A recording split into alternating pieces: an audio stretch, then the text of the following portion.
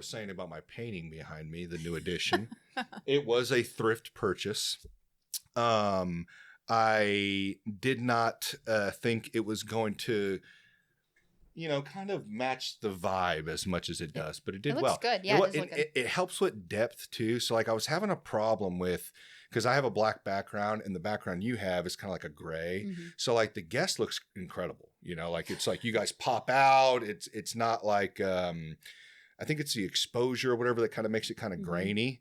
And so I was having an issue with that on my end for the longest. And for the longest, I just I don't care. Most people listen anyways. They really don't watch it. Yeah. And so I came across this because like I told you earlier, I like to thrift and go get coffee, go thrifting. It's kind of like my weekend thing. I know it's, whatever you may judge me. I don't care. It's what fills my soul. But I found that, and then I was like, I got to add this, so it may be here for a while. It may not. I don't know. I kind of swap stuff out here and collect little things here and there, but it's kind of growing. It's been growing over time. It's not too bad. So, but yeah, I appreciate you coming on. We talked, what was it, about a couple of months ago, I think, when we first started talking. Yeah. After Sarah's podcast that she had done. Yep. Horrible situation that she had to go through. Andrea as well had been on the podcast. She had went through the same thing, the whole Children's Mercy scandal deal of, unfortunately what some of these families like yourself and others have had to go through. And I'm happy that you reached out. I want to shed light to these stories. I want to be able to give people a voice, because my podcast isn't meant to chase this whole blue check mark, celebrities, views type thing. I'll have them on, but the whole point of this podcast is to just general conversation, especially people local in the community, which really what reaches out to me.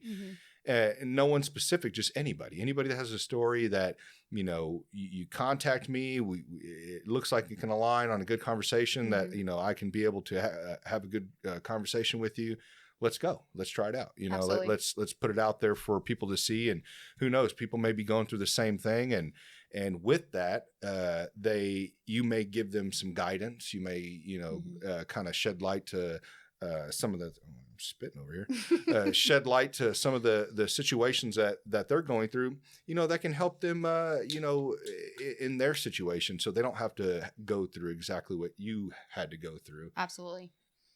Because I think that's the whole point, that the whole point is to kind of pass down information, no different than people with money pass down that information and how to keep their families wealthy, right. The same thing in this situation too, because when you have to go through this, I mean, you don't know what to do. I mean, surely you, like today, when we hear your story, I'm sure it was a shock. It's like, oh my God, I can't believe this has actually happened. So, help us today, kind of start from the beginning,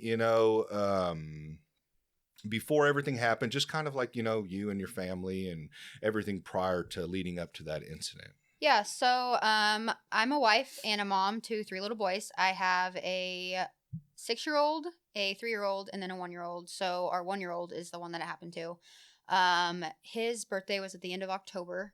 And so beginning of November of 2025, we had his birthday party, and I noticed that he was raspy, which he's gotten croup 4 or 5 times. So I just kind of thought it was that. Right. So I took him to his pediatrician on the 5th of November. And sorry, it was the 6th. And they told me that he had a viral infection. And so I was like, okay, unfortunately we can't give you anything. It just has to run its course. What year was this? 2025. Okay. And so at 6 o'clock, he threw up 6 times within a matter of 20 minutes. And so I was like, something's not right. He is only 1 year old. That's a lot. So I took him to Children's Mercy downtown, the deli hall next to Truman. And we sat in the waiting room for 2 hours. They took his vitals. They said everything was fine. They sent us back out to the waiting room, and he threw up again, and his eyes started rolling in the back of his head. And the nurses were at the nurse's station just staring at him. And I'm like, are you guys going to help us? Or are you just going to continue to watch my 1-year-old be unresponsive? And so they took us back. We were in the room for like 20 minutes. Doctor comes in, says, hey, like, what's going on? What brings you guys in here? And I'm like, well, he's excessively vomiting. Something's wrong. I took him to the doctor today. They said it was a viral infection. He wasn't puking then. And so she's like, okay, you know, I need to give him some fluids through an IV. So I said, okay. They let me know that they were going to give him lidocaine through an IV. And I was like, okay. So my husband's Aunt Jessie was actually with us. And she's a nurse. She's been a nurse for 20 years. And so I was like, Jessie, like, I just can't stomach to watch them torture my 1-year-old to put an IV in his arm. So they told me to. Why like, were they having issues? They just weren't having issues, but I was just like, I don't want to watch them poke and prod at my 1-year-old when he's already dehydrated. So I left the room, and within a minute of me walking out of the room, nurses flooded the room. Were asking my husband's aunt what kind of mom I was, if he had gotten any medication. She's like, no, like, her 5-year-old is on ADHD meds, but, like, she's a good mom. They're all put up. Like, Cruz couldn't have got into that. Right. They got the IV in his arm, and I came back. And she's telling me this, and I'm like, okay, well, why are you guys questioning what type of mom I am? Like, I brought him into you because he was sick and something was wrong. Right. He doesn't have bruises on his body. He doesn't have any sign of clear abuse or neglect. So they did all his blood work. They said everything was normal. Then about 2 hours later, they came back in and they said, we need to do a drug screen on him. And I said, for what? Like, if you feel the need to do that, like, go for it. I don't have anything to hide. But, like, why are we jumping to that? And they're like, oh, it's just standard protocol. And I'm like, okay. Yeah. That's when they informed me that they were going to have to give him lidocaine again for the second time in a 4-hour window. And so same thing happened. I'm like, I am not watching them put a catheter in my 1-year-old that's already screaming his head off. Right. So I took a walk again. And the first time they gave him lidocaine, his heart rate dropped 45 beats per minute in a matter of seconds. Like, he had had his IV for 3 minutes when I came back in. Right. And they were running in with EKG machines, cardiology. Like, I knew something was wrong whenever I saw the flood of people coming in his room when I was walking back down the hall. And so I was like, what's going on here? And so they ended up admitting us for decreased heart rate and excessive vomiting. So we got there at like 8:30. We didn't get to a room until 2:45 that next morning. And so we got to a room. It was like 3:00. The nurse came in to check on us, and I was like, hey, like, do you guys have those results yet? And he's like, yeah, we do. And I was like, okay, what are they? He's like, it shows lidocaine, but don't worry about it. It's probably just an error. And I was like, okay. So my husband's aunt had went home, and like 8 or 9 o'clock that morning, they were like, okay, you know, he's drinking, like, he's not puking anymore. We're going to send you home. And I said, okay. We got home at 10 o'clock, and by 4 p.m., he was in the back of an ambulance, unresponsive. He was breathing, but it took 4 of us to wake him up, inconsoling, throwing up again. I'm like, something is wrong. But, like, at this point, I don't want to go back to Children's Mercy because it's like they just pushed me off like I was crazy. He sat in the room for probably 20 minutes. A nurse practitioner walks in and doesn't look at him, doesn't look at his notes, looks at me as his mom and said, I'm calling CPS. And I said, for what? And she's like, your son has lidocaine poisoning. And I said, okay, like, how are you sure that that's from me? Like, you guys gave him lidocaine twice last night. And so she's like, I'm going to send the social worker down. I work in the medical field, so I completely understand having to be a mandated reporter. So when the social worker came down, I looked at my husband's aunt and I was like, she's staying in here. And she's like, okay, like, you know, that's your decision. And so she's talking, and I said, I don't understand this. I brought my child in because he was sick. You guys gave him lidocaine twice. And you're reporting me for lidocaine poisoning. The story just doesn't add up. Right. And that's when she informed me that they did not notate giving him lidocaine 2 times. They only notated that they gave it to him once. So we were admitted again, and we stayed for 2 days. Thankfully, the same doctor that discharged us yesterday was still the doctor there when they readmitted us. And she came up and she's like, "I'm so sorry." She's like, "I don't even want to talk about your son right now. I just want to apologize." She said, "If I was in your shoes as a parent, I would be calling patient advocate." And at that point, I'm like, I'm not calling anybody while you guys are still handling my son. Like, when I get out, fine. But until then, absolutely not. So it was like a back and forth. Like, why did you feel that they were going to kind of... at that point, I'm just like, I don't trust any of you. Right. Like, you guys made a mistake and you're blaming me.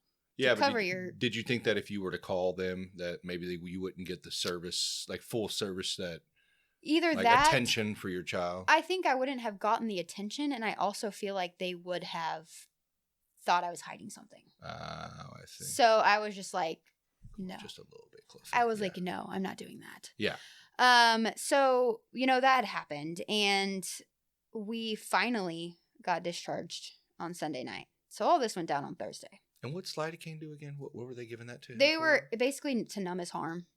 And then when they had to do the cath to numb down there so that it wasn't as uncomfortable for him. Gotcha. We got discharged on Sunday, and that's when I started making moves of what is happening. So whenever I told the social worker that they had given it to him twice, she said, "I got to call CPS, but when I call you on that phone, I want you to answer it." And I was like, okay. 10 minutes later, she calls me and she's like, "CPS didn't take the case on. You're fine. Like, don't worry about it." Monday morning when I woke up, I had a voicemail from Clay County. And it was CPS telling me that they needed to come do a home investigation. So I called her and I said, "I'm confused. This is not what I was told at the hospital.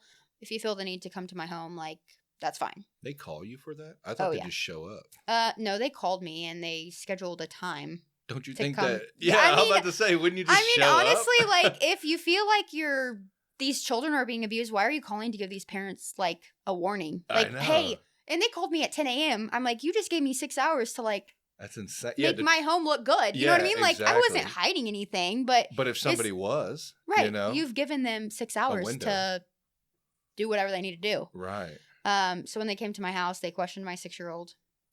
They asked my 6-year-old if he felt abused, if I had ever put my hands on him, where his meds were.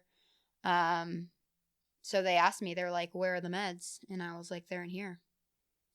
And I was so scared that they were trying to rip my kids out of my hands that I pulled the medicine container off of the top of my fridge. I sat it on the counter and I started pulling out all of the prescription meds.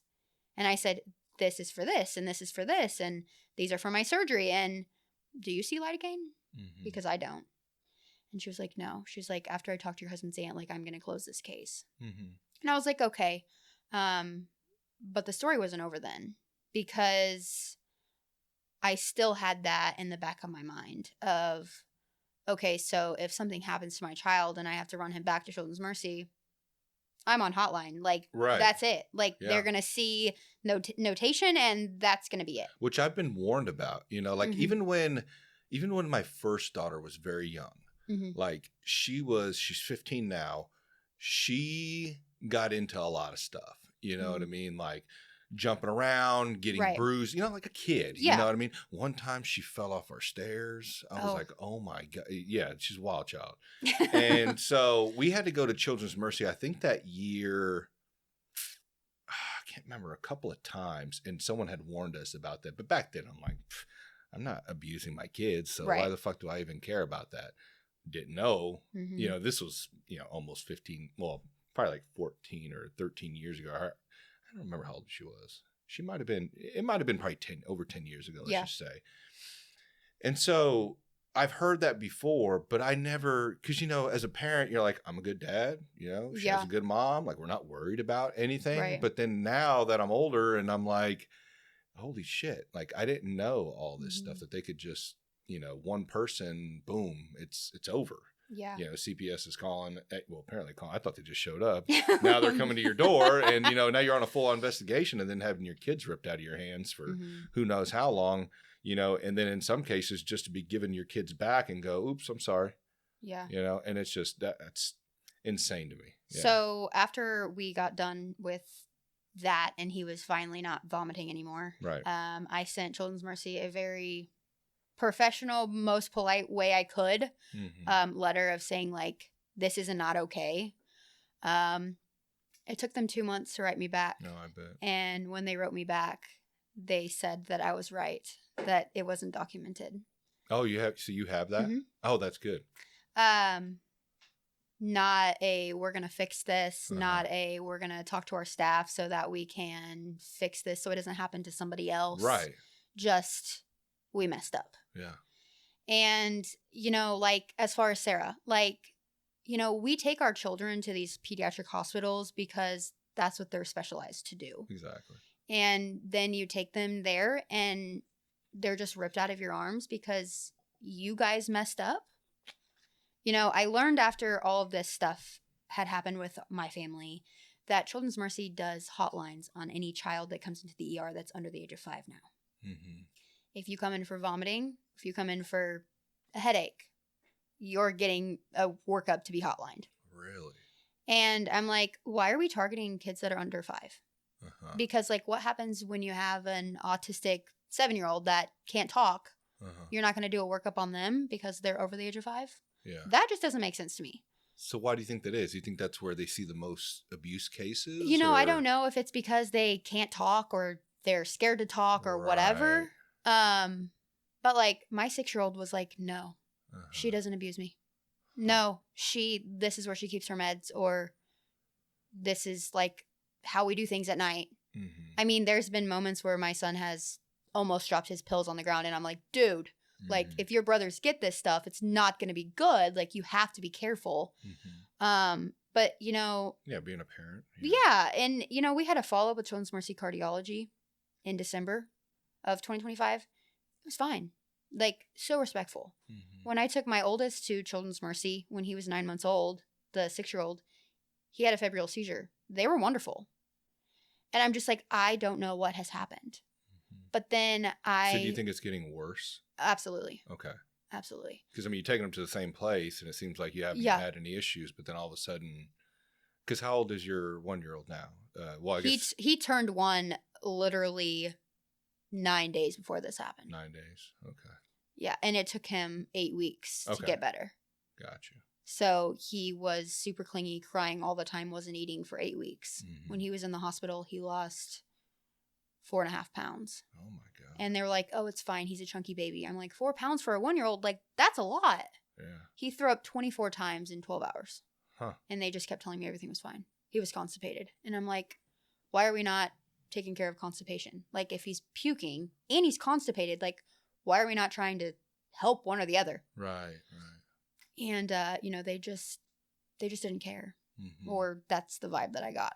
But to question me as I'm, like, question my characteristics as a mom, if I was abusing my child, I wouldn't have brought him to you 4 times in 5 days. Right.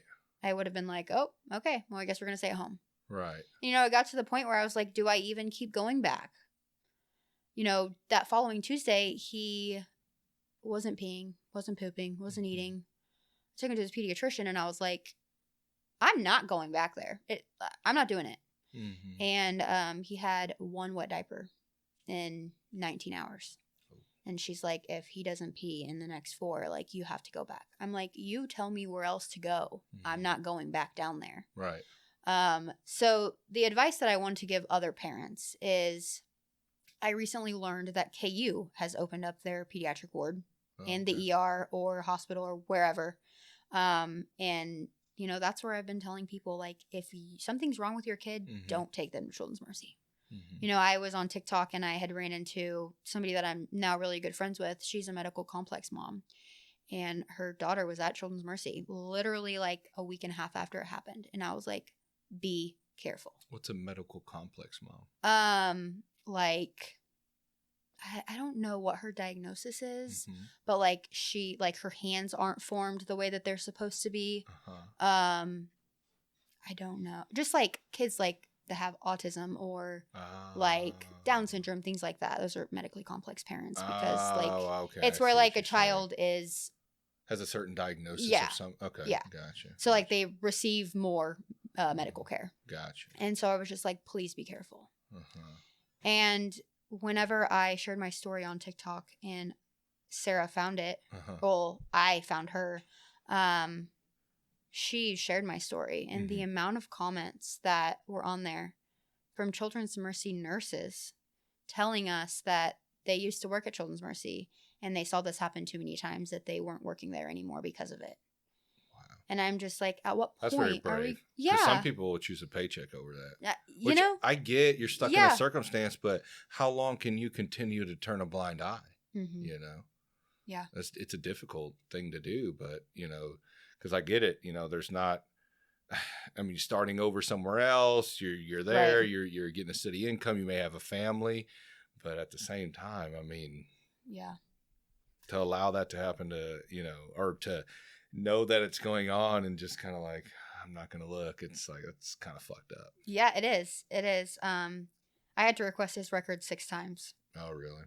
Finally, I got them. Mm-hmm. They called me and they said, his records are ready. I said, I'll be there in 30 minutes. Mm. Because at that point, like, Sarah doesn't have her kids' full medical records. Right. And I was like, you guys are saying it's ready? I'm going to go get it.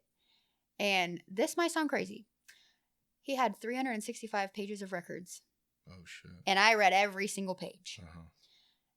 And the things that they put in there about me as a mom was insane. Wow. They were referring to him as a she. They, like, just the things that they were putting in there. I was just like, that didn't happen. Mm. Like, we weren't there. Or, like. So it almost felt like they were mixing up other Mm-hmm. patients, or they were just kind of they threw a bunch of shit, because 365 pages is a lot. I mean, it is. They couldn't even email you back after 2 months. You know Yeah, what I mean? exactly. Like, Exactly. So that's kind of wild to kind of jot up, you know. You know, so I learned when I got my records that if they put something in a chart and then they try to take it out, there's a line through it. Oh, really? But the words are still there. Like, you can't put something in a document, like in a it's like medical almost records. redacted, but not really. Yeah. Can you still tell? Oh, yeah. You can still see the words. Oh, okay. There's just a line over them. Oh, okay. Gotcha. So one of the nurses had put that when my son was brought in via ambulance, that he went unresponsive. Mm. And she crossed it out and then wrote the exact same sentence below. And I was like, What the hell? okay. Yeah. Like, this is weird, but okay. Uh-huh. And, you know, it's a sad situation Mm-hmm. because no lawyer will take it on. And what they end up finding out was wrong with your child? Literally nothing. He was constipated. Oh, my God. That was the end of the thing. And probably dehydrated. Yeah, that was the end of it. And Wow. my, like, thing was, an adult doesn't even puke that much when they're sick. Mm-hmm. Like, 24 times for a 1-year-old, that's a lot. Yeah, that's a lot. And he's not keeping anything down. Mm-hmm. And, like, the fluids would work. Like, he would have 6 hours where he wasn't vomiting. Mm-hmm. And that's when he was getting the fluids. But then as soon as we took him off the fluids and tried to give him, like, apple juice or even water, he was puking again. So they couldn't find out at all towards the end? Like, they didn't have something that they thought of? Oh, it was this? Nothing. No, nothing. Nothing. Wow. He had x-rays. He had any imaging you can think of, he had it. Like, had to watch him go through an MRI, which thankfully they did it, like, late enough at night where he was, like, he fell asleep in the MRI machine. So I was thankful for that. Mm-hmm. But, yeah, imaging, like, everything. Nothing. Was your husband in there while they were trying to put So my husband was actually at home with our other kids. Uh-huh. So my husband's aunt was the one that was with me during the most of it. It was either my husband's aunt or my mom. Okay. Did So. she stay in there while they did it? Oh, yeah. Okay. So there was at least somebody in there. Yeah. Yeah. That was my worry, you know what I mean? No. That you left and then nobody was in there. No. You know? Nope. She was there the whole time. And that's what she told the social worker. She was like, they gave him lidocaine twice. And she's like, well, did they say that? And she's like, yeah. Right. And their favorite saying with lidocaine is... Well, they admitted to it too, right? Yeah. So... Yeah. Well, Children's Mercy's favorite thing to say is when they give lidocaine, it doesn't go into the bloodstream. Mm-hmm. So the way that they give the lidocaine for an IV is it's what they call a J-tip.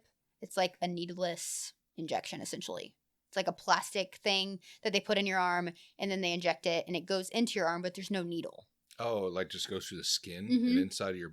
Yeah. Oh, really? So that was their thing, was he didn't get lidocaine poisoning from us because it didn't go to his bloodstream. But my thing is if it's needleless and it doesn't go through his, like, anything other than his skin, why was he bleeding? Right. Because my husband's aunt was like, she's coming back. If you don't want her to lose her mind, like, you better wipe all that blood off his arm. Right. And that was before the IV was even placed. Mm-hmm. I'm like, if this doesn't have a needle, then where did all this blood come from? Mm-hmm. So, I have nightmares still to this day. I mean, for 6 weeks after, like, we were in the process of sleep training, and I was like, nope, you're sleeping with me. Right. Because at that point, I'm just like, well, I don't know what I would have done if my case would have been like Sarah's, where I lost my kids for 9 months. Yeah, you're not like, lying. Talk about a nightmare. Yeah. That's an actual nightmare. I had to keep my composure. Yeah. And, like, when they came in and social worker came in and was accusing me of all these things, like, as soon as she left the room, I'm just like, why? Like, what have I given you guys to make you think that I'm this type of mom? And so they only showed up that one time, right? Just to investigate. And then after that, everything was good.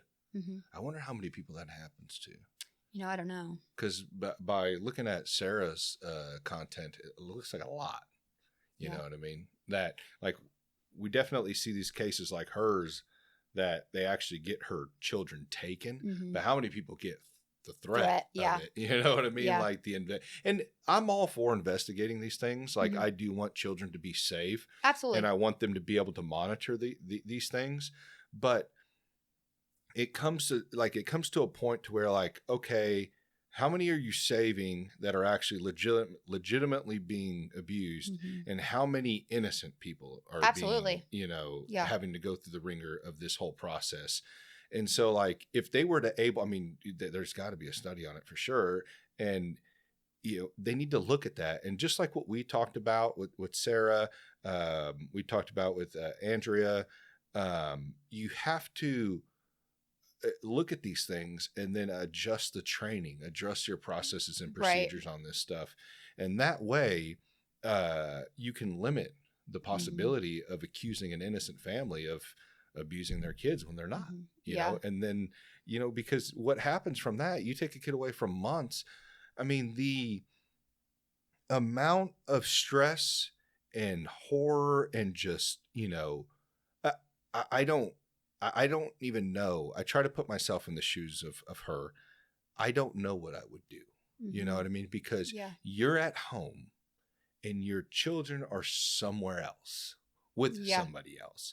And whether or not, they give you an option of people you may know, yada, whatever. It's just not the same. It's not the same. And what if you don't have anybody? What if you're from an out of state? What if a lot of your family members are dead? Like, you just, whatever your scenario may be, like, it's like, that's your babies, no matter 5, 10, 3, whatever it is, those are your children. You have been in this routine for so long of taking care of your children, and now one or multiple are gone. That's every parent's worst nightmare. Well, and that was something that I thought a lot about, is like, what happens if I was a single mom and I didn't have anybody? I don't know about you, but, like, if I was a single mom and I didn't have anybody with me, I probably would have lost my shit. Yeah. Because, like, you're accusing me for something I didn't do. Yeah. And I was very thankful that I had such an awesome support system that was, bringing me dinner, just coming to hang out, or, like, sitting with him so I could just shower or just take a minute. But not everybody has that. Right. So, like, you're putting people through the ringer that you don't know their life. You only have seen them for 5, 10, 15 minutes. And you're painting this picture of them based on a 5-minute conversation. And I think that is the most sad part to me, is you guys don't know. There are kids that are being taken that don't deserve to be taken. And then there's kids that are not being taken that are absolutely getting abused and do need to be taken. Yeah, for sure. And, there has to be something. Like, something has to change. Because the amount of kids that are being ripped out of their family's arms it's so sad. So who was I know we discussed earlier about the whole name thing, and I don't know how it goes whenever it comes to content on naming people, but I would like to keep you from getting some sort of lawsuit on your hands. I appreciate that. Or even me, good luck. I mean, you're not going to take much from me. Same. Yeah, good luck. But yeah, it's like, so was there was a certain individual, right? A nurse. Okay. What happened? Well, was that the main individual that was saying that you were giving or abusing your kid or whatever it may be? Yeah, that was a nurse practitioner. Okay. And she walked in. Mm-hmm. She told me she was reporting me. Mm-hmm. She ripped the blanket off of my son that was sleeping and said, "Oh, I'm just going to check to make sure there's not a lidocaine patch on him." I'm like, I don't have lidocaine patches at home. Like, I don't know about you, but that's not something that I just leave laying around my house. Why would you put a lidocaine patch on your kid? Right. Yeah. Right. Well, that was their thing Is that what some people have been caught doing, is putting it on their kid? I don't know. I guess their thing was we didn't give him enough to poison him. So, you had to have done something. Do you do me a favor? Can you look that up, bro, to see if people have actually been caught with that? By any chance? I don't know if you have your phone on you, but I'm curious. Is that even a thing? Like, if parents are getting caught putting lidocaine patches on their kids. I mean, that to me is just, wouldn't put it past, some parents, fucked up people, doing, I've seen some crazy shit out there, but yeah, I don't know, and it's unfortunate because I've had great experiences with Children's Mercy, and like I've said before, I don't bring people on here to bash that hospital at all. That's not what I'm trying to do. What I'm actually trying to do is to be able to give voice to people, that way they don't have to wait 2 months to get a fucking email. Right? You know what I mean? It's like, I'm trying to give you a voice here. So that way, whoever wants to see this, whoever comes across this, can be prepared. And, as well as if they're going through the same thing, the advice that you're giving, they can use that because that's a scary thing. And I'm hoping after having people on like yourself and others that, maybe Children's Mercy at some point, I'm nobody big. I don't have a fucking studio. Even you're sitting here in my basement right now, but it's like, I hope at least locally, these stories will tend to, spread and people will be able to see this and, hold them accountable and absolutely and say hey guys, you got to do something different. You guys make all this fucking money. I mean, look how beautiful that hospital is. Right. All these hospitals. I mean, which really that's a whole another rabbit hole we can go down with hospitals. But the amount of money that they're making. You can't tell me you can't hire some people, a group of people to be able to get together, start looking over this data and start going, hey, this is where we're fucking up. This is where we can make it better. Let's try to implement it. Because right now, whatever you're doing, it's not, it may be working in some cases, but you're affecting a lot of innocent people in others. So we need to figure this out because you can't just go, well, there's going to be a certain percentage that fall through the cracks. It's like, well, that's not fucking cool. No, it's not cool at all. If you're that person, that sucks. It does. Yeah. So Cruz's lidocaine level was at a 5.8. And after a 5.0, it can cause cardiac issues or death. Oh my God. So they almost killed your kid. That's insane. Yeah. And so what? I'm guessing somebody came in, gave it to them, didn't tell the next one, or the next one didn't read the report, or whatever it may. I don't know how their process is. And then they gave it to them again. So the crazy part is with Children's Mercy, the lidocaine is locked up. You have to scan your badge. You have to scan the patient's wristband in order to give the lidocaine. So what procedure did we miss? That's huge. To me, I'm like, if you're missing giving my son lidocaine, what else are you missing? What happens when you have a cancer patient on upstairs? Right. And you miss giving them their meds, or you don't document it and somebody else comes and gives it to them. Yeah. I mean, essentially, why are we missing these things? I get it. Everybody makes mistakes. I'm all for that. But that's a big mistake to make. Yeah. And then to not know until January. So, I mean, and of course, I had mom guilt. Oh my God. Did I do this? Yeah, I should have been in there. Yeah. Did I do this? Am I missing something? And, every time, I'm like, no, it's not possible. Yeah. My meds are on top of the fridge. Right. He couldn't have gotten to that. Yeah. And so it's just, it's so sad. Yeah. And the amount of families that are being affected by this. breaks my heart. Have you heard of anybody here locally? Have you talked to anybody or know any personally, like other than social media wise? I'm sure that you've seen. No, but a lot on social media. Yeah, tons. Yeah, and that's one thing that I do, especially with Sarah. She's really good at what she does. It's just kind of sifting through to make sure, like even yourself, I contacted her just to make sure everything was legit because I don't know absolutely. you. You know what I mean? No, I'm not going to have on somebody who just reached out and maybe possibly making up a fake story. Absolutely. So I got with her and she confirmed, and I was like, okay, I feel good now. But yeah, I mean, surely there's probably a lot of people out there, and some probably just want to kind of put it behind them. You know what I mean? Because they're like, I don't want to ruffle any feathers, And I've wondered too. I mean, I doubt Children's Mercy has ever had to do this, but I wonder if there's been some cases where they've kind of gone after people of exposing all this stuff too. So. I don't know, but like you said, they don't have much to take from me. So yeah, good luck. You find anything down? Not much. Just parents are using lidocaine patches or creams on children primarily to provide localized pain relief for medical procedures. I should have turned that mic on for you. Vaccinations, reduce anxiety. So hold on, they're using lidocaine for what? Procedures. Vaccinations. Anxiety. Chronic pain. Nerve pain, burn injuries. But have people been caught doing that? I tried, but I you don't see anything on top results? No, they're just saying why they would be using it. Yeah, I mean, I guess I don't know. It's kind of wild. I feel like people would probably be over prescribing Tylenol or something more than they would throwing a lidocaine patch. Where the fuck do you even buy a lidocaine patch? Do they sell that at stores? Yeah, they sell it at stores, but like the only time that I have known for lidocaine people is like the elder people that have back pain, because it's supposed to like help with back pain. Yeah, that's the only time I've ever heard or seen anybody use a lidocaine patch. That's wild. Yeah, I don't know. Yeah, well, that's crazy to me. That is. So what's going on now? Are you guys like, I'm guessing you switched up, definitely pediatrician. You're not going to Children's Mercy anymore. So our pediatrician is actually associated with Children's Mercy, and I trust them with everything in me. Because when I went back to them, I was like, I'm not going back.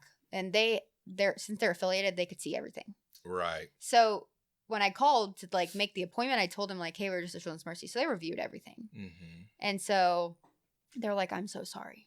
But like, I mean, there was an instant where my oldest, there was a situation with his dad, and the doctor's office, they're mandated reporters, so they have to report that. And I don't know if maybe that's why, because that was reported like 4 or 5 months prior to our Children's Mercy situations. I don't know if maybe it was just like you already hotlined a couple months ago type of deal. Or if maybe I just caught somebody on a bad day. But a couple months ago, what happened? My son, so me and my son's dad are not together. And they were at Walmart, and my son's dad had smacked him like in his ear because he had smacked his stepmom's butt. Like he didn't hit him, he didn't hand him, he just like tapped his ear. Well, my son ended up having an ear infection, so he came home and he's like, my ear hurts, and I'm like, why? And he's like, well, my dad hit me. And I'm like, your dad did what? And so I took him to the doctor, and he had an ear infection, but he told the doctor that his dad had hit him, so they had hotlined it. Wow. And that was in like July or August. Yeah. So I don't know if maybe like the two coordinate, and like they were like, okay, well, you've already been hotlined for this. Right. Which had nothing to do with me. Or if maybe I just caught them on a bad day. I don't know. Yeah, I guess because, it's still technically your kids. So they kind of just, put it, Yeah, but damn, that's wild though. Twice, and then it was an ear infection. So it's not like, it wasn't even anything. Yeah, even if it was him smacking him on the ear or whatever it may be, it was an ear infection. So it had nothing to do with that. No, nothing. Which is wild, and then for them, so they automatically hotlined him after that first one. Yeah. Wow. Yeah, she had to hotline it. They came to my house. But hotline it, why? Because that's what he tell her that as well, the nurse? Yeah, he told the nurse practitioner when she walked in. She's like, why are you here, buddy? He's like, my ear hurts. And she's like, well, why'd your ear hurt? And he goes, because my dad hit me. Oh, I see. And so she's asking me, like, she's like, she kind of just like looks at me and she's like, I'm a mandated reporter. I'm like, I get it. If you have to report it, like, that's fine. But I have no doubt that his dad is abusing him in any way, shape, or form. Yeah, but I feel like, even me growing up, like, and people discipline their kids in different ways. They do. Whether or not right or wrong, that's really a hard thing to judge. You know what I mean?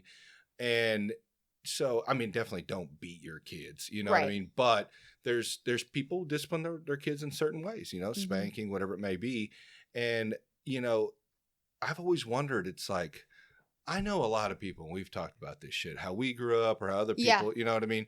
So like, how are all these people not getting, you know, the same case? Exactly. So like, how does that work? You know what I mean? Like when your kid shows up and they're like, you know, I feel sick, blah, blah. And then, you know how kids just talk. Mhm. And it's like, oh yeah, so-and-so spanked me or so-and-so did. Like, how is this not like just a ton of cases out there? Because that's all it takes, right? And then you Yeah. get hotline. But I Right. guess they hotline you just to keep an eye.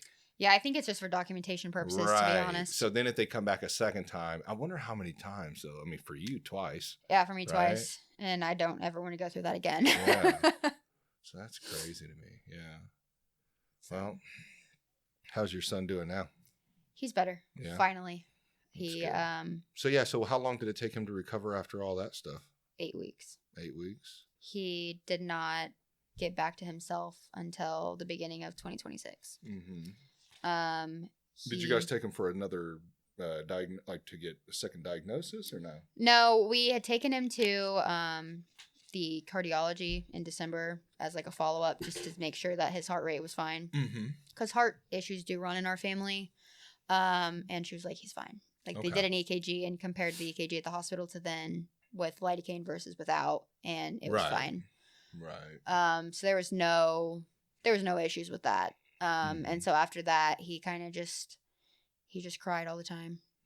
And now anytime we go to the doctors and he sees a stethoscope, he just starts crying. Really? And I'm like, it's crazy that you're one and you remember what happened Yeah. and you're only one. And so he now in March of 2026, he finally is like okay with going to the doctor and okay with the stethoscope and things like that. But for a while, like it was as soon as the doctor walked in the room with the stethoscope around her neck, like he's screaming. Right. But I meant more of like his health wise. I mean, he's good. Good? Yeah, good. Okay. He's That's one. good. He's running around, Yeah, climbing on because I mean, things. throwing up 24 times is kind of wild. And then just to find out that, oh, he's possibly constipated or whatever they thought it was. It's like, and I get it. You know what I mean? Like your kids, they're all, you know, different, you know, and everyone's life, you know, coming up, you're going to go through stuff health wise. But I mean, sometimes when you can't fit, I see that a lot. It's like, it's almost like when you take your car to get diagnosed. It's like, it takes them, they have to change like 2 or 3 things sometimes in order to finally find the real problem.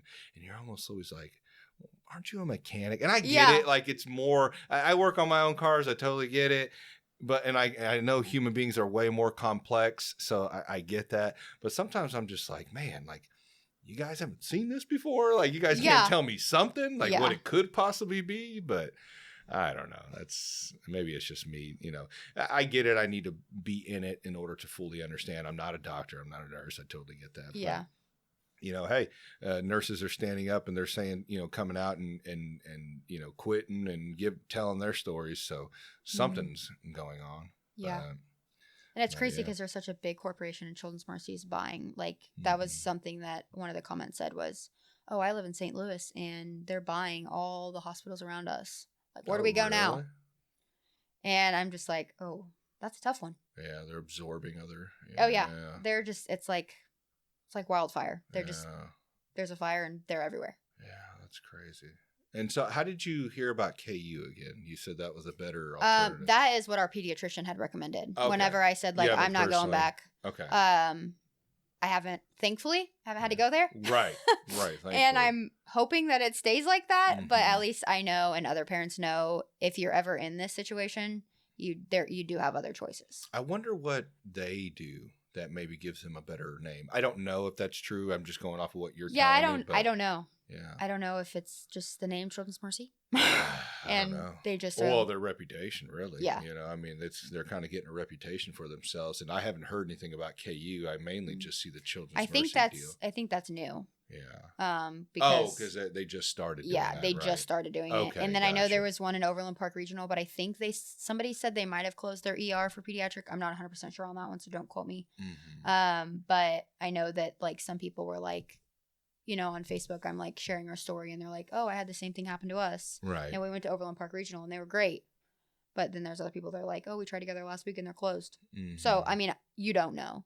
And unfortunately, you can't, some people have great experiences with Children's Mercy. Some people don't. Yeah, myself. And I had a good experience. It's, it's hard because it's not like, oh, I'm going to go to Children's Mercy and I'm going to have a good experience today. Right. Because that's what I thought. Yeah. And unfortunately, that's not what panned out. Yeah.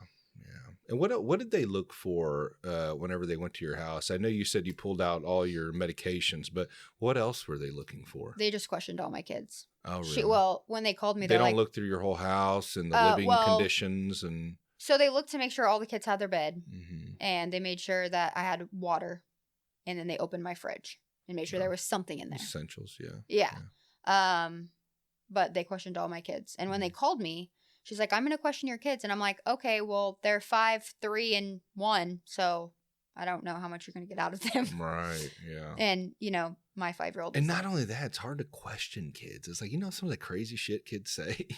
Exactly. Like, what? I'm like, dear Lord, please don't. Like, I know. I couldn't imagine. So our 6-year-old has ADHD and he just talk all the time. Oh, really? And he's 6 years old. Some of the stories that kid comes up with, I'm like, where did you hear that at? Yeah. Or like, where did you come up with that? Yeah. And whenever they came, I'm like, oh my gosh, Bennett, please for me, like, mm-hmm. don't start your storytelling now. Yeah, and the whole, and I am not, this is your own personal life, so I'm not going to take whatever you're doing with your family is your business. But the whole 6-year-old and ADHD thing, it's like they're 6. Yeah, you know what I mean. They're 6 years old. It's like my kid.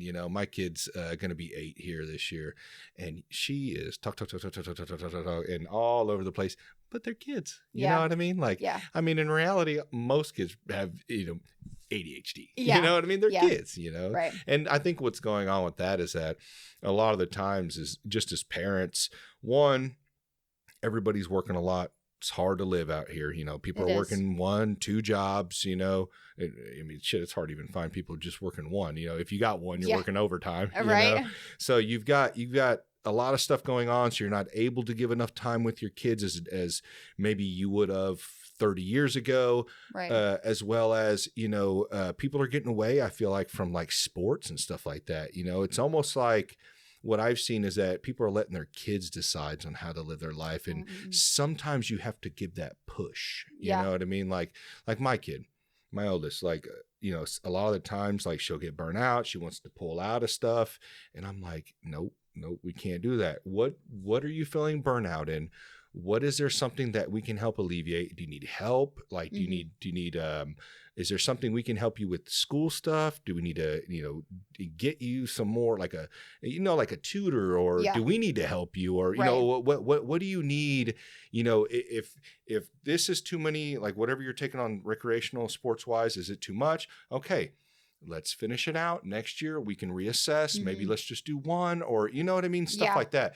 But to let them not do anything, what I mean? That's a lot of the times where I see, especially young, like 6, 7, 8. And I get it. It depends on financial income. It depends on availability. Some people work nights. Some parents are working, different shit. Yeah. So it could be hard. You can make it work, but it's difficult. I'm not going to lie and sit here like, oh, just do this with your kids. It's easy. It's not. Yeah, Depends no, on it's your not. situation. So, but I do know, like, getting kids into sports early, that gives them that release, especially boys, lets them release, but even girls too, find something for them. Soccer, t-ball, it's not much. I mean, shit, to get on a recreational league, like, especially like, for instance, in this area, you can look up Happy Rock Park, and they have recreational leagues. I think it's like $100. You know what I mean? I get it. I mean, I'm nowhere near rich. I mean, you see my house, you know what I mean? Like, I'm not rich. So it's like, I get it. Not everybody has that type of money, but I'm surely if you just go to your look at your finances, you can scrape up, $100 to have 8 weeks worth of a sport program, you know? For sure. And I think that would really, really help out a lot, with children. But, I don't know. It's getting, I don't know. It's just with the food and how bad the food is, and just the people overeating and not exercising, not working out, and it's just, I hope that starts to change. I'm starting to see a big change, especially after COVID. That really helped a lot of people kind of wake up, like, man, get to working out, get to getting outdoors, doing sports and stuff like that. So, maybe it will more, but yeah, I mean, yeah, that's crazy. That's crazy what happened. I really don't know. Luckily it didn't go as far as them taking your children. I hope from here on out you're good. I know. Hope that, when you continue, to, because you're going to have to go to the doctors at some point. Yeah. I mean, we all do. I mean, even, us, like, we don't take our kids like immediately, you know what I mean, to the doctors for anything. Like, we try to let them thug it out a little bit for a while. Like, hey man, it's just a cough, it's just a cold, or, know, you'll be all right. But, there are those moments where it's like, you're kind of on that fence of, should I go? Should I not go? Like, I think I should go, because this seems like they're not normal. This isn't a normal sickness. So yeah. And then to have that fear in your mind, like, if I do this, are they going to label me something? Yeah, that's not right at all. Not right at all. And when you met Sarah, how was that like reaching out to her, telling her your story and all that stuff? You said that a lot of people seen it. So I had actually posted a TikTok, like just asking for advice and like asking if people had been in the shoes that I was in. And one of my mom's friends actually saw it, which was one of Sarah's followers, and was like, have your daughter reach out to Sarah. And so I reached out to Sarah. I was like, hey girl, like, this is my situation. This is my story. Like, can you help me? And she was like, I can post for you. And she was like, I'll do that. And I was like, okay. And within a day, there was like 1,500 comments, I think, like of just people saying like. But you did the same thing. You sent her your whole story and stuff like that. Did you ever like provide the I guess that's kind of private. I sent her my complaint to the advocate people, and she read it, and she posted that on TikTok. I didn't know if she read the 360. I mean, surely she probably can't do that for everybody. But I sent her like some of the things that I was just like, that's different. Right. And so she saw some of it. Right. And, we had an interview with the news channel in December. Oh, did you? And Where was that at? KCTV5. They're still working on it. They are a little behind, so I'm still waiting on that. Yeah. But they wanted the records. How was that process like with them? Honestly, you go online and you just fill out like a contact form, and then they either will say, yeah, we can take it, or no, we can't. What do you send them though? Just your story? That's it? Yeah. Okay. So I sent them my my letter to Children's Mercy, explaining our situation. Yeah, I'm sure they need something official. Yeah. Right. And then they came to the house and they did an interview with me. They showed my son. And then I was like showing them pictures of him like when he was in the hospital and how like lethargic and pale he was. And then they just say like, yeah, we can do it, or no, we can't. But since mine is against such a huge hospital, they had to contact lawyers and everything else to make sure that they didn't get sued and I didn't get sued. So, goddamn, Dom, we're gonna get sued. Are you ready for that, dude? I just push buttons. Yeah. Dom said he just pushes buttons. He has no affiliation. Yeah, that's crazy. So what they do? They sit with you for like an hour or something, or 30 minutes, and it was like an hour. Really? To relive everything. Yeah. That's a while though. They're probably only going to clip like 5 minutes of it, which is kind of wild to me. They kind of chop it up. That's one thing I get. Like, don't get me wrong. Not to bash KCTV5 or Fox News and all that, but sometimes I just look at some of their shit and I'm just like, but they do some good journalism as well. But my thing is like, I get it. We live in a world and we always kind of have like shorter the better. But man, there's something to long form conversation, which I totally understand. Not everybody can. Yeah, absolutely. I get this. I've worked in positions where I could listen to podcasts for 10 hours a day at work, and I've worked in positions that like what I'm currently in, where I can't. I'm dealing with fires all damn day, so it's like I don't have time to throw in a headphone and be able to listen to stuff and concentrate on what's being said. But man, when I was though, and I would hear like not stories like yours, but other people's stories. Yeah. And, and I'm sure I probably ran into some similar to yours. It just brings so much depth to that individual. So much like you really get to know somebody and see a person rather than just a 5-minute clip that the news channel does. Absolutely. Because like you see that and it's almost like you can't really, like when I see like little like a journalist would do like a small 2-minute clip of something interviewing somebody, it's like it's real, but it's not real. Yeah. It's hard to become emotionally attached to that Yes. because it's just so quick. Right. You know? Like, how are you supposed to get all the details in 5 minutes? Yeah, it's almost like watching a trailer and watching a full series of something. Yeah. Like a binge watching something on Netflix, a series that just came out that has like a whole season of like 12 episodes. Like, you're going to connect better than you would a trailer. So to me, that's why I've always been kind of more passionate on the longer form hour to 2 hour podcast. I mean, fuck, I've had some that were 4 hours long, you know. Oh my gosh. Yeah, I know. Well, politics usually. It's very there like, you go. yeah, very, very, very long conversation on stuff like that. But yeah. And so I just don't, I get it, you know, but then sometimes it's just like, I don't know. I kind of wish people would gravitate more towards the longer conversation, you know, and not even digesting it all in one swoop. Like, just let it play, you know, for like a book, you know, 15 minutes a day, you know, 15 pages a day, you know, or, you know, throw it on when you're cleaning or you're working out. And you would be surprised, especially locally. Like, there's people here in the city that know you. Yeah. Or have heard of your story, and that person lives in the same general area. You're going to have a lot more similarities in what you're going through, where you live, you know, all of that stuff than you would some person that lives in California or New York or something like that. Like, you know, and I hope that over time in Kansas City that, you know, people start to see the added value of that, you know, and it's not just, you know, all of us podcasters out here, we're not all the same, you know, we're not all chasing the fame and I want to make this my job, or if I've had a job for fucking over 15 years. Okay. Like, shit, 20 years now. I'm getting old. 20 years. So it's like, I don't care anymore. I'm already at that point. I'm 34 years old. Like, I don't care if I do this for a full-time living or I have to work the rest of my life. I've already been doing it, whatever, you know, but I like this because it's a hobby of mine. I like connecting with people like yourself and others that I can talk to and kind of hear their side and to be able to see further into their life. You know, we might find similarities. We might find, you know, things that we're not similar in, you know, so I think it's really neat. And I'm happy today that you came on. I'm glad you were able to share your story.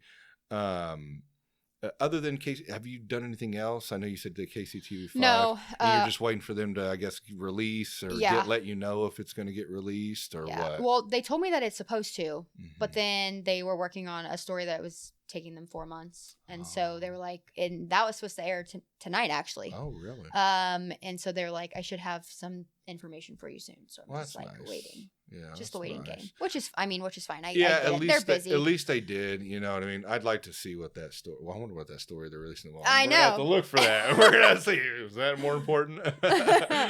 But yeah, no, that's good. You know, we'll be able to see hopefully when yours drops and more people. You know, because they're definitely have way more eyes than I do. So you'll definitely be able to. Other people be able to see. You know what happened and you know. Hopefully they put in there, you know, kind of how that whole process works and to be careful and be, you know, watch for this and that, you know. But is there anyone else that you've talked to or? I tried to reach out to Fox 4 because that's, I think, where Sarah's was. They didn't call me back, which is fine. Really? But yeah, just that and TikTok. What do you? Oh, so you are on TikTok? Okay. Because I know we've communicated through Instagram, so I need to get better. Or not Instagram, Facebook. Facebook. The only place I check my DMs usually is in Instagram. That makes sense because after I saw Sarah had reposted or had posted this, I had sent you a message on TikTok and you didn't reply, and I was like, really? I'm just gonna go to Facebook. Oh, I have to check. I'm so bad at that. No, so this fine. is what I do. I use TikTok. Because it's not connected to my Instagram. So I post to Instagram and it automatically posts to Facebook. Oh, so okay. I never really check Facebook. Yeah. So I seen it on there. I'll have to go back and check my messages in my TikTok. But like, yeah, I'm bad at that. Like I'm like strictly Instagram for some fucking weird reason. I don't know what it is. Instagram's just easier.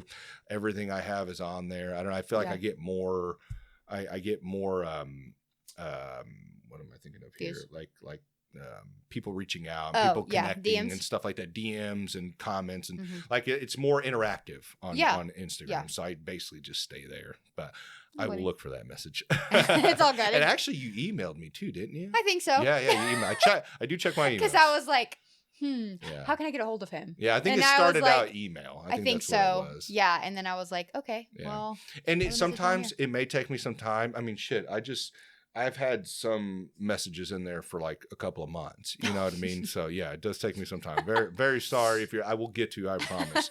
But with life and everything else, it's not that I'm not avoiding you. I'm not avoiding you. It's just sometimes, you know, things miss, you know what I mean? Yeah. Shit, I just had I reached out to a possible guest in 2024 and they just messaged me literally this morning, which is fine. Oh my you know gosh. what I mean? But you know, sometimes, you know, in your message requests, they get buried, you know what I mean? So that's another thing too, you know. I have a bad time issue of not checking my requests. I'm the same way. Mm-hmm. It's like you have a message and I'm like, where? There's no message here. And then I go and I was like, oh. Yeah. We're not friends, so like, it would go in the requests. So yeah, it happens, but no, yeah, I appreciate it. What other plans do you have going forward here? Are you gonna Are you just kind of? I'm kind of just trying to spread awareness at this point. Spread awareness. So is that what you do on your TikTok? Yeah. Okay, got you. I'll go follow you on there because I will post on TikTok for your for the clip for this episode. But yeah, so are you working with anybody right now or just kind of just doing your own thing? Just doing my own thing. Doing your own thing. Yep. Well, trying to make it day by day. Yeah, that is. And you said With you 3 work in the kids. medical field, don't you? Uh-huh. Okay. Yeah. Okay. Yeah, I don't want you to name or anything like that. But Well, I'm an office manager at a counseling, and I just returned to school to get my bachelor's in science. Oh, nice. Psychology major, so. Cool. Yeah. That's awesome. So that's why I was like, I know all about being a mandated reporter, mm-hmm. and I also know what you guys are doing isn't right because of the profession that I've worked in for the last 6 years. Right. Why a psychology major? Why do you want to go that route? Just for counseling. Like, I would love to be a counselor for people that have went through situations like this, just because I have experience on it, and I can shed light on why families feel the way that they do. Yeah, I've been looking. I like to read books. Mm-hmm. Well, I like to listen to books. I'm the same way. Yeah. You can't pay me enough to sit in a bed and read a book, but yeah, I can audio it, I'm good. Yeah, audio, I'm way better on audio. But there's some, I have a ton of books on that shelf that I've read. And not all of them. I'm not, I'm going to get to them, I promise. But no, I love books. I think honestly, if you want to get smarter, if you want to become more understanding of the world and people and, events in history, and I mean, they're all in books, you know what I mean? And I think the more you can read, the better, which I've actually been looking at. Honestly, I've been on YouTube a lot looking at how to read more efficient, how to note take, because I'm very bad at that. I'll highlight shit through some of my books, but Ryan Holiday, who does I think it's Ryan Holiday. He does these Stoic books. That's what he's known for, Stoicism. And he has a good video on YouTube on him explaining, he's look at my books. He's they look beat up. That's what they're not supposed to be pristine and this, beautiful looking book that just sits on your bookshelf, but they're supposed to have notes and coffee spills and all sorts, because you're bringing it with you everywhere, and he says if you walk around with this book all the time, it's going to get beat up. But that's the whole point, is you're extracting this knowledge out of this book in order to use for yourself through your life, because if you think about it, how we are, we're not reinventing the wheel. Everything that we have in our head, we've learned from something, whether it be other individuals, books, movies, radio, songs, whatever. So these books are going to shape you, and they're going to be able to help you, navigate life or whatever it is you're reading, but those books on psychology, I have an Instagram page, and I wish I knew the name of it, but have you seen that, Dom, on Instagram, where they'll have a stack of books, and they'll be if you want to become very knowledgeable in this field, these are the 5 books you need to read. Have you ever seen that? Yeah. And it's really cool because some of those books are really good. There was one that I'd read off of that they had advised to read, and it was about human history. I can't remember the name of the book. It's in my Spotify. I read it I don't know, a year and a half ago. But it was a really good book. And it's pretty neat. You follow these pages on Instagram; they will like give you good recommendations on books to read. So Yeah, psychology as well. You'll have to send it to me. Yeah, if I come across them, I'll definitely send them to you because absolutely. there's some because it's college for sure. Go get your degree, get that piece of paper to get you in the door. Yep. But man, I mean, there's so much you can learn off of YouTube, off of reading, off of listening to other podcasts, and yeah, you do have to decipher what is good information and what is not. But I mean, you're going to have to do that in college as well. I mean, not everything they're, depending on what college you're going to, you know what I mean? Like, you know, they're not all made the same. Yeah, they're not. So, it just really depends. But the information's out there. It just has to be up to you to be able to acquire that information. Mm-hmm. But yeah, no, that's neat. I hope that you finish that out and that really helps you out and just understanding, human beings and the brain and how people think. Like that's kind of crazy, if you think about it. We're all different, we all have different stories, and to be able to navigate that is wild, to me. I'm excited. But is there anything else that you wanted to discuss or anything? I appreciate you coming on. Definitely I hope you never have to go through that again. Hopefully we, now that you've kind of acquired all the information and knowledge you need to be able to navigate that situation, I'm sure you will make sure that doesn't happen again. Yes, I will. And I hope people see this and they're able to, as well, keep themselves from having to go through that. So again, Children's Mercy, I hope that you don't look at this as, which you probably won't see it, but I hope you don't look at this as us bashing you or not. We are trying to help change things at that place to make sure stuff doesn't happen like this, like to you, like Sarah, like Andrea. Absolutely. All these people that are coming out in droves telling their story nationwide. So I appreciate you coming on. Absolutely. Thank you so much.